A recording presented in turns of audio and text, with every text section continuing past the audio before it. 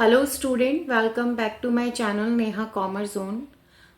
Today we are going to start the second part for class 11th depreciation chapter, where we are discussing practical applications of the chapter depreciation, right? So this video is for class 11th.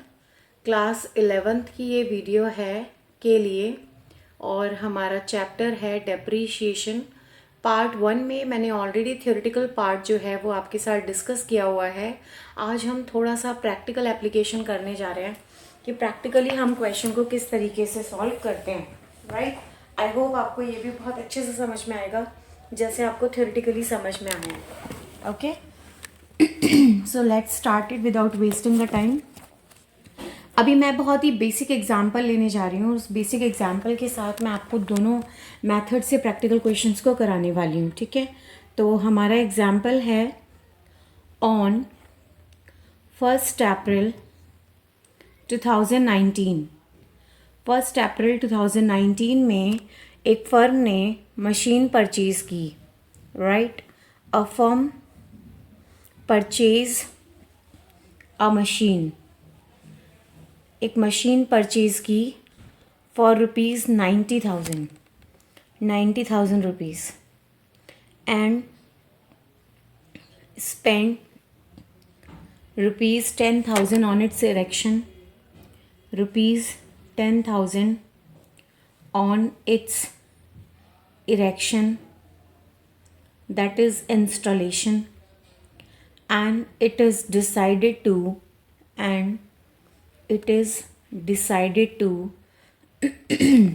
depreciate. It is decided to depreciate it at the rate 10% per annum, right, on SLM method. Now you have to show machinery account,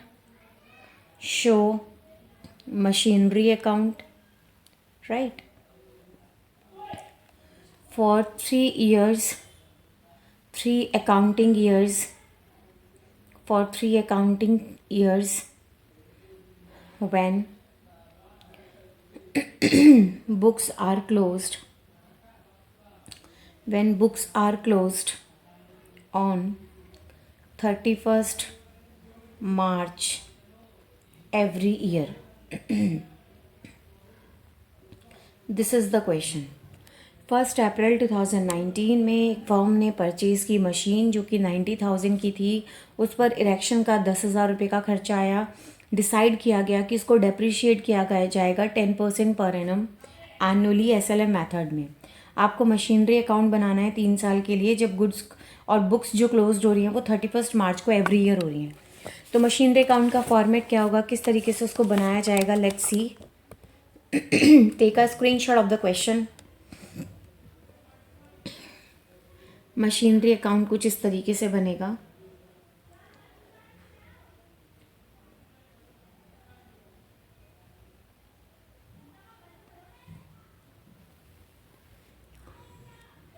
यहाँ पर आपका आएगा date, यहाँ पर particulars, और यहाँ पर आपका आएगा अमाउंट। इसी तरीके से यहाँ पर आएगा आपका डेट, देन आएगा पर्टिकुलर्स एंड देन आएगा आपका अमाउंट, राइट। फर्स्ट ईयर देखते हैं। जो फर्स्ट ईयर था हमारा 2019 अप्रैल 1 में हमने मशीनरी परचेज़ की थी 90,000 की। अब क्योंकि ये जो है ये हमारा मशीनरी अकाउंट है, ऊपर जो मैं लिख लेती हूँ, मैंने लिखा नहीं, ये हमारा मशीनरी अकाउंट है। Just a minute.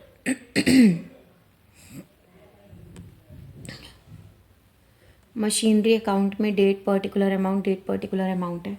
तो हमारी पहली एंट्री परचेज़ की मैंने प्रीवियस पार्ट में आपको बताया था, asset account debit to cash और बैंक होती है। तो अब मशीनरी अकाउंट है तो machinery account debit to bank हुआ होगा, तो पोस्टिंग जो होगी वो टू बैंक करके जाएगी। जब हम परचेज़ करते हैं तो टू बैंक लिखेंगे, 90,000 आपका अमाउंट आएगा, राइट। अब क्योंकि हर साल ईयर एंड जो हो रहा है वो 31 मार्च को हो रहा है, तो 2020 में मार्च 31 में डेप्रिसिएशन लगेगा। तो डेप्रिसिएशन जब प्रोवाइड होता है उसकी एंट्री क्या होती है, depreciation account debit to asset account. तो इस क्वेश्चन के अकॉर्डिंग मशीनरी पर डेप्रिसिएशन लग रहा है तो मशीनरी अकाउंट में बाय डेप्रिसिएशन लिखेंगे। अब वो कितने से होगा, 10,000 पर एनम दिया हुआ है, 90,000 की आपकी कॉस्ट है, ठीक है। लेकिन 90,000 पर आप डेप्रिसिएशन नहीं लगाओगे क्योंकि प्रीवियस वीडियो में मैंने आपको बताया था जो कॉस्ट की वैल्यू होती है उसमें आपकी जो टोटल कॉस्ट होती है उसमें आप अपनी एसेट की वैल्यू के साथ यदि कोई इंस्टॉलेशन या फ्रेट का खर्चा तो वो भी जोड़ते हैं। तो आप एक यहाँ पर अप्रैल 1 में एक एंट्री आप और पोस्ट करोगे जो कि होगी टू कैश अकाउंट से। क्यों, क्योंकि 10,000 का आपका इरेक्शन भी था तो वो उसकी वैल्यू में ऐड होगा। तो टोटल हमारी जो वैल्यू हो गई वो 1 लाख हो गई। तो यहाँ पर 90,000 की जगह 1 लाख लिखेंगे। 1 लाख का हम 10% निकालेंगे तो 1 लाख का 10% हमारा 10,000 आएगा। तो यहाँ पर टोटल जो वैल्यू आई वो 1 लाख रुपीज़ आई। 1 लाख में 10,000 का डेप्रिसिएशन चला गया तो अब हमारी वैल्यू कितनी बची, 90,000। तो सेम डेट पर 2020 31 मार्च में हम क्लोजिंग वैल्यू लिखेंगे बाय बैलेंस CD, राइट। और ये 90,000 एंड टोटल 1 लाख टैली हो गया, ओके। अब जो प्रीवियस ईयर का क्लोजिंग है वो नेक्स्ट ईयर का ओपनिंग बनेगा। तो यही जो आपने बाय बैलेंस CD लिखा है वो आप इधर लिखेंगे। Just a minute.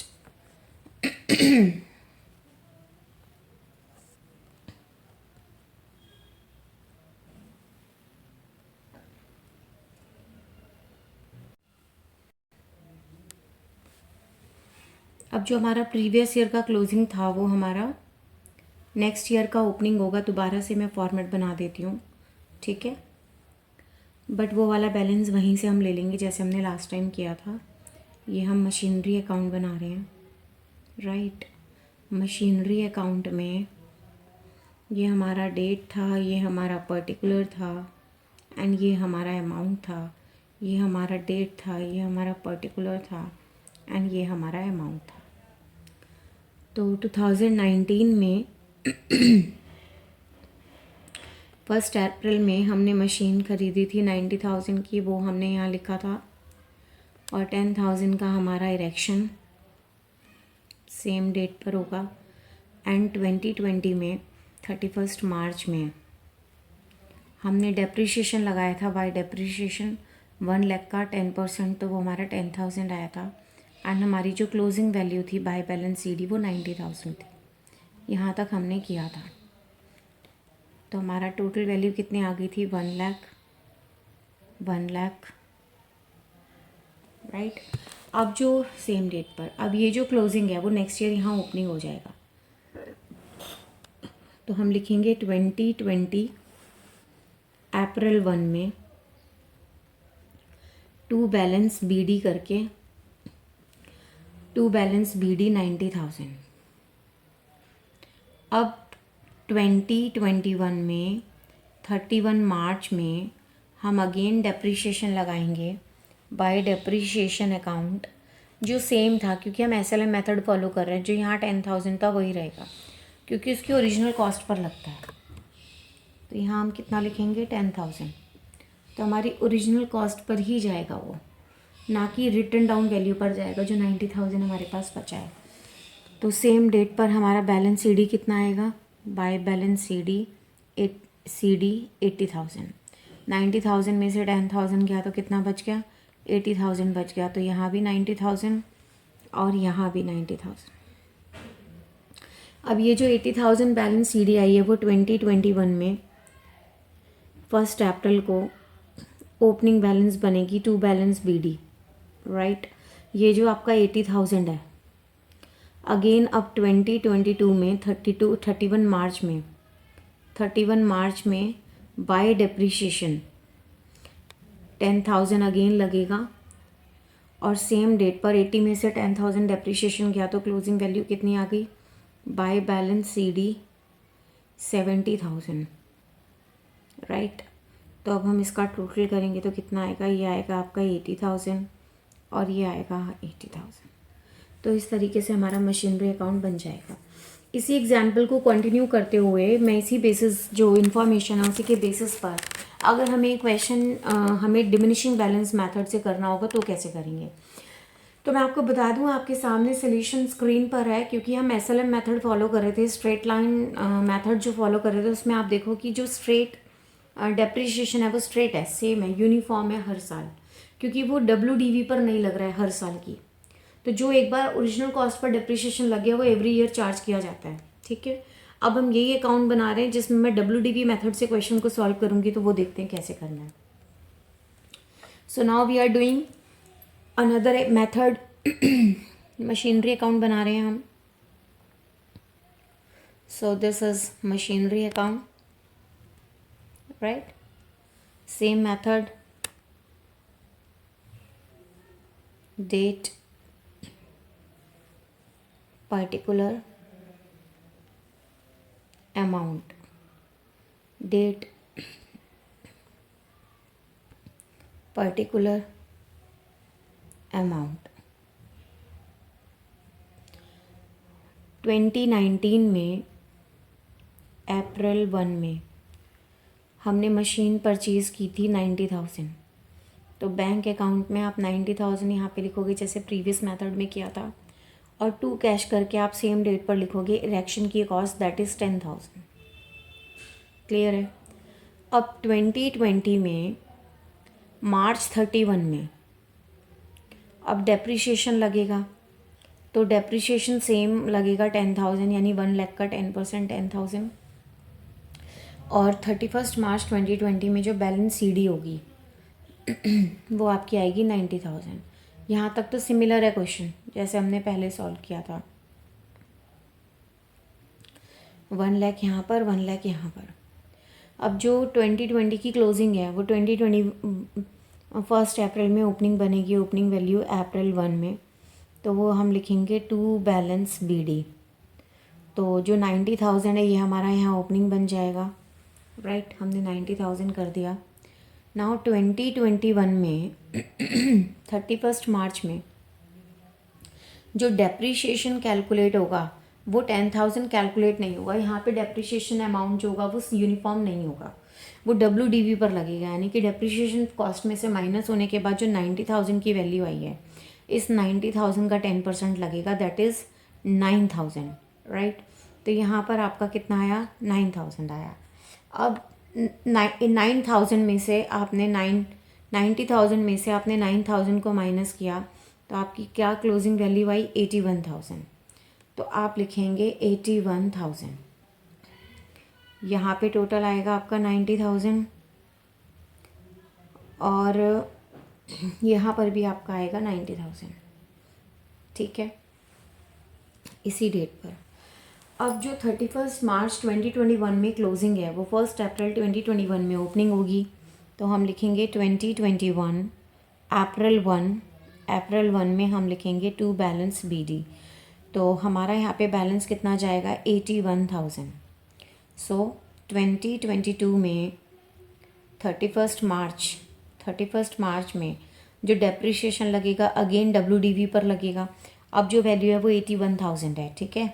तो 81,000 का 10% निकालेंगे तो कितना आएगा, 8100 आएगा। तो हमारा क्लोजिंग के टाइम पर जो बैलेंस सीडी आएगा वो कितना आएगा, बाय बैलेंस सीडी आएगा हमारा 81,000 में से 8100 गया तो 72,900, राइट।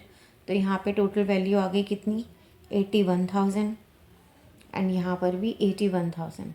अब अगर आप कंपैरिजन करें, सेम क्वेश्चन को हमने एसएलएम मेथड से और डब्ल्यूडीवी से किया, तो एसएलएम मेथड में जो अमाउंट ऑफ डेप्रिसिएशन है वो उसकी ओरिजिनल कॉस्ट पर लगा और हर साल वही रहा, यूनिफॉर्म रहा।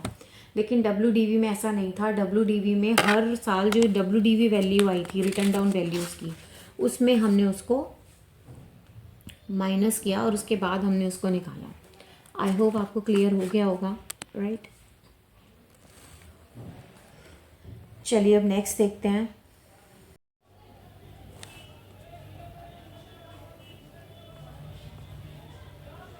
नेक्स्ट देखते हैं, नेक्स्ट एग्जाम्पल। पहले क्वेश्चन देख लेते हैं, उसके बाद हम उसको सॉल्व करेंगे। एक कंपनी है, a company, right, purchased machinery. एक कंपनी है जिसने मशीनरी परचेज्ड की है, purchased machinery purchased machinery for 2 lakh rupees, for 2 lakh, ये अमाउंट है उसका। On 1st April 2018, 1st April 2018, the machinery is depreciated at the rate 10% per annum. This is 10% per annum of cost on 1st October 2020. The machinery was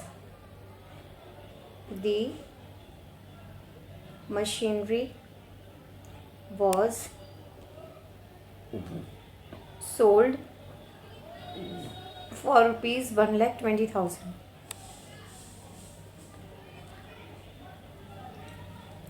Now you have to draw the machinery account. You have to draw the machinery account for the years ended, for the years ended 2019, 2020, 2021. ये हमारा question है। Company ने machine purchase किया है 2 lakh rupees की 1 अप्रैल 2018 में। Machinery depreciate हो रही है कॉस्ट पर 10%। ऑन 1 अक्टूबर 2020 मशीनरी को सोल्ड कर दिया गया 1,20,000 रुपये से। Now you have to draw the machinery account for the 3 years 19, 20 and 21. Right? So let's start it without wasting the time, the solution of this example. So what you have to do, you have to prepare machinery account. तो अब हम machinery account बनाते हैं। Machinery account इस तरीके से बनेगा। Format तो आई होप आपको क्लियर हो गया होगा।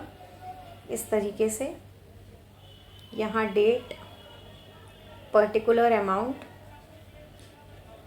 Date, particular amount, right. तो यहाँ हमारा डेट आएगा, यहाँ पे पर्टिकुलर्स आएंगे, यहाँ पे अमाउंट आएगा, यहाँ पे डेट आएगा, यहाँ पे पर्टिकुलर्स आएंगे एंड देन अमाउंट। तो इस तरीके से आपका मशीनरी अकाउंट जो है वो प्रिपेयर्ड होगा, राइट।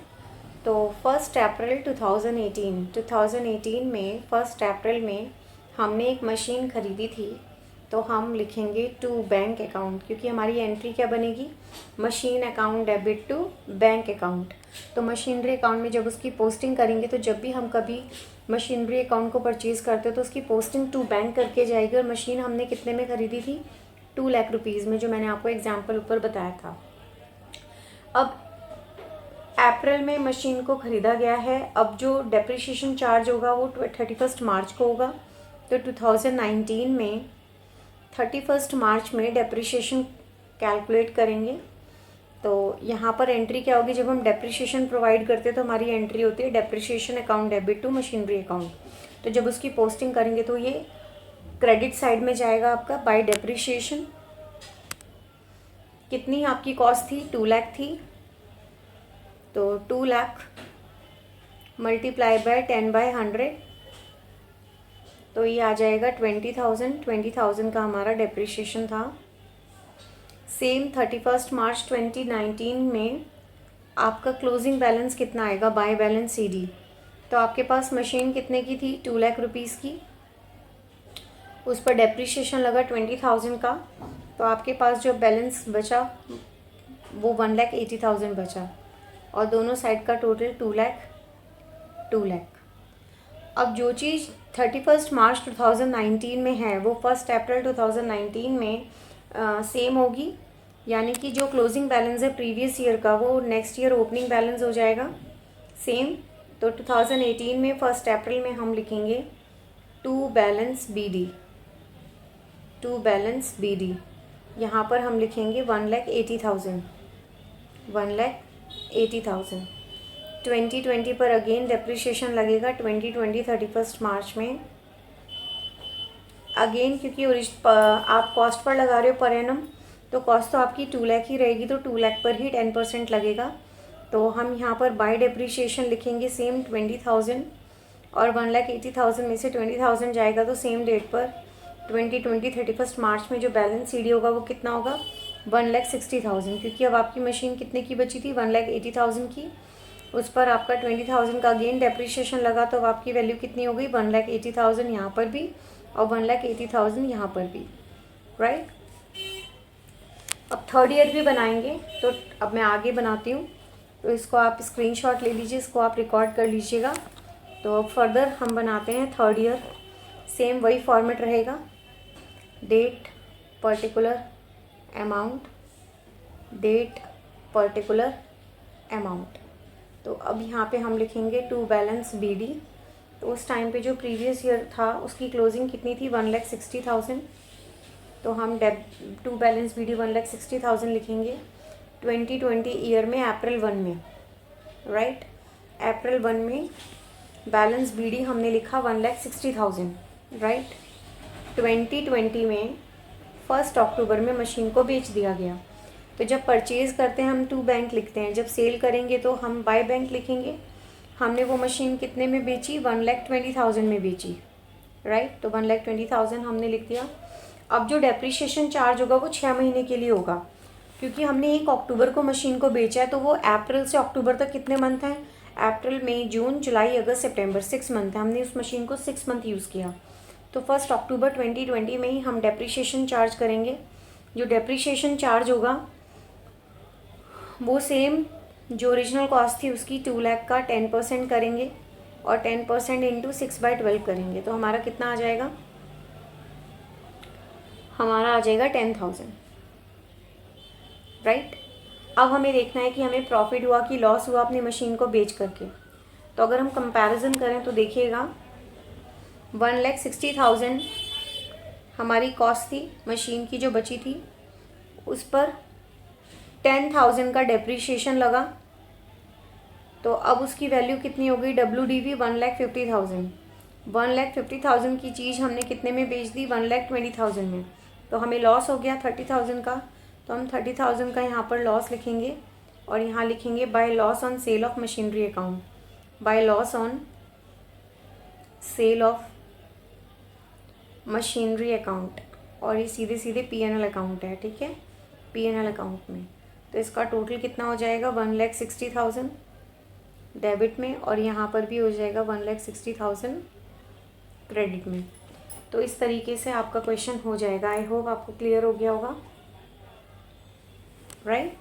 तो इस तरीके से हम इस क्वेश्चन को करेंगे। सिंपली इसमें हमने सेल करके निकाला है कि किस तरीके से हम इसको सेल कर रहे हैं, राइट।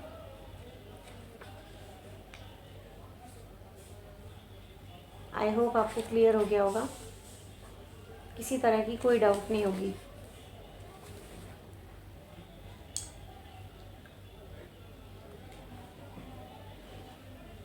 चलिए अब अगला क्वेश्चन देखते हैं।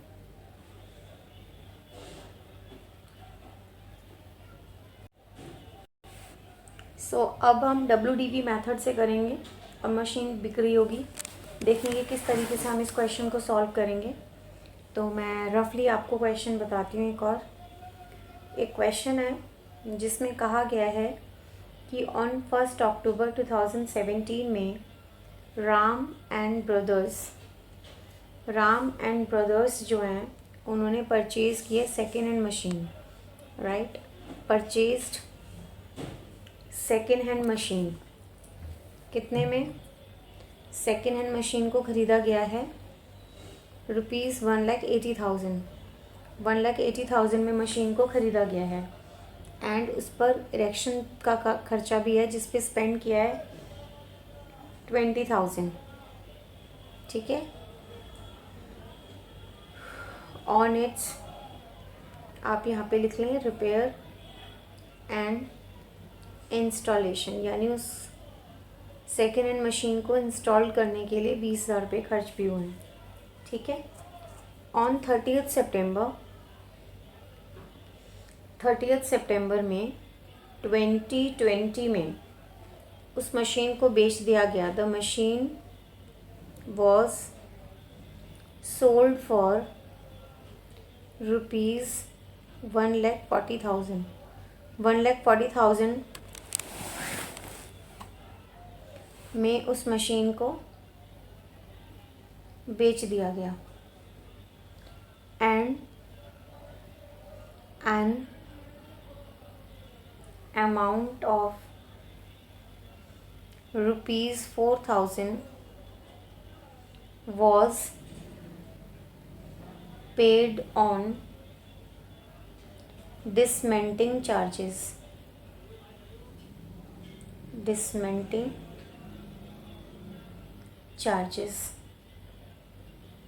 The books are closed on 31st March every year and depreciation is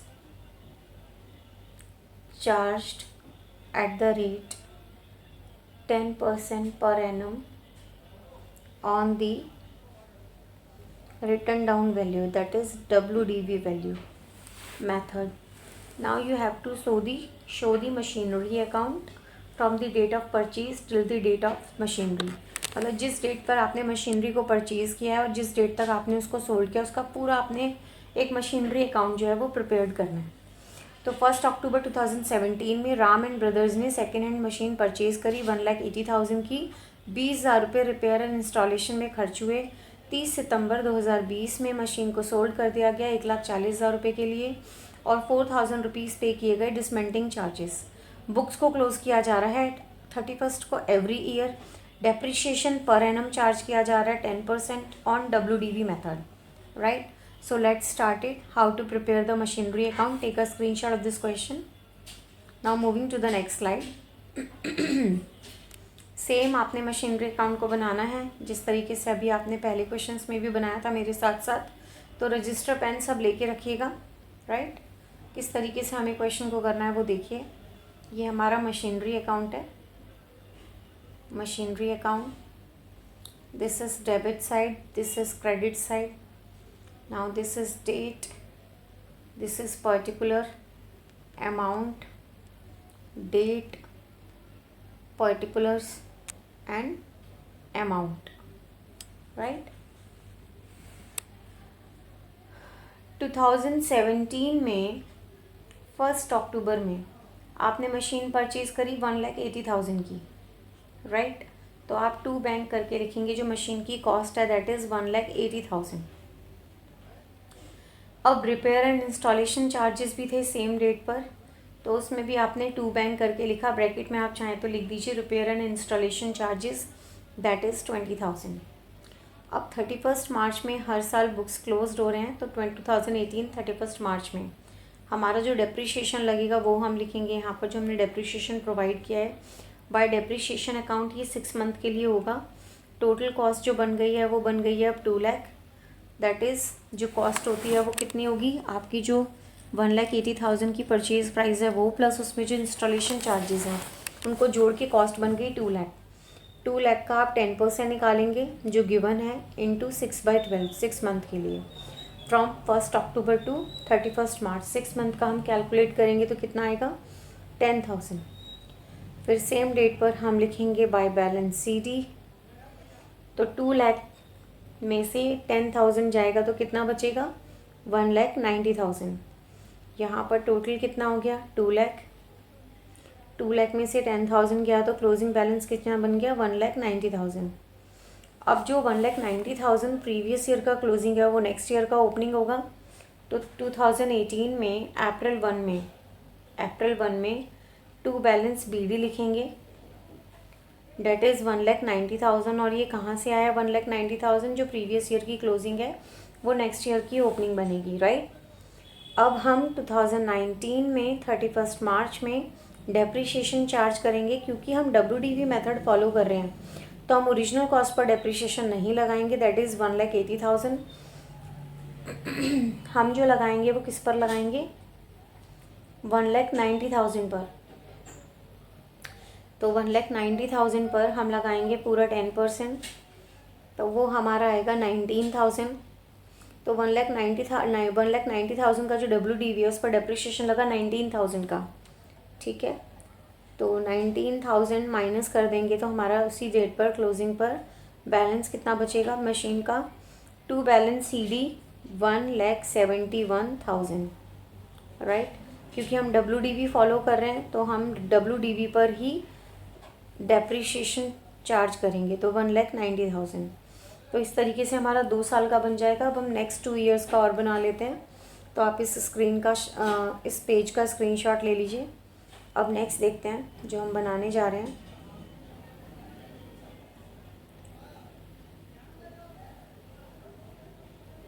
okay, अब 2019 अप्रैल 1 में जो बैलेंस BD आया वो आया 1,71,000। अब 31 मार्च 2020 में जो डेप्रिसिएशन चार्ज हुआ वो किस पर होगा, 1,71,000 पर। तो वो आएगा 1,71,000, ठीक है।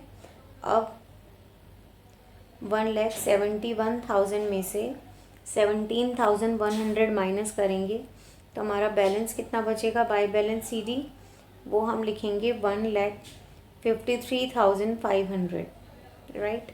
और टोटल कितना आ जाएगा 1,71,000। ओके, अब हम नेक्स्ट ईयर का बनाएंगे 2020 अप्रैल 1, जिसमें जो प्रीवियस ईयर का क्लोजिंग था वो हमारा इस साल का ओपनिंग होगा। तो हम यहाँ पर लिखेंगे 1,53,900, एक मिनट, 1,53,900, ये भी 1,53,900 ही होगा, राइट। अब जो मशीन को बेचा गया वो 30 सितंबर में बेचा गया है। तो 2020 30 सितंबर में जो मशीन को बेचा गया है तो हम उसके लिए बाय बैंक करेंगे। मशीन को कितने में बेचा है, 1,40,000 में, लेकिन उसमें डिसमेंटलिंग चार्जेस थे 4,000, उसको माइनस कर देंगे। उसको माइनस करने के बाद हमारा 1,36,000 सेल वैल्यू आएगी, वो हम लिखेंगे यहाँ पे, राइट। फिर 30 सितंबर में डेप्रिसिएशन देखना होगा कि मशीन कितने टाइम तक हमारे पास रही। अप्रैल से 31 मार्च तक यदि देखें तो 6 मंथ रही। तो 6 मंथ का डेप्रिसिएशन कैसे निकालेंगे ज़रा वो देखिएगा। पहले WDV की उसकी वैल्यू देखेंगे। क्वेश्चन में जो WDV की वैल्यू है वो कितनी दी हुई है, WD की वैल्यू दी हुई है 1,53,900, राइट। 1,53,900 का हम 10% निकालेंगे और फिर 6 मंथ का निकालेंगे तो कितना आ जाएगा हमारा 7695, राइट। अब ये 7695 कहाँ से आया, तो हम ये निकालेंगे 153,900 मल्टीप्लाई 10/100 मल्टीप्लाई 6/12, तो हमारा डेप्रिसिएशन कितना आ गया 7695, राइट। अब हमारी कॉस्ट थी 1,53,900, उसमें हमने डेप्रिसिएशन माइनस किया तो अब हमारे पास कितनी वैल्यू बची, तो 1,53,900 में से आप 7695 डेप्रिसिएशन माइनस करेंगे तो आपकी वैल्यू बची 1,46,205, और आपने उसको कितने में बेचा 1,36,000 में, राइट। तो आपको लॉस कितने का हुआ 10,205 का।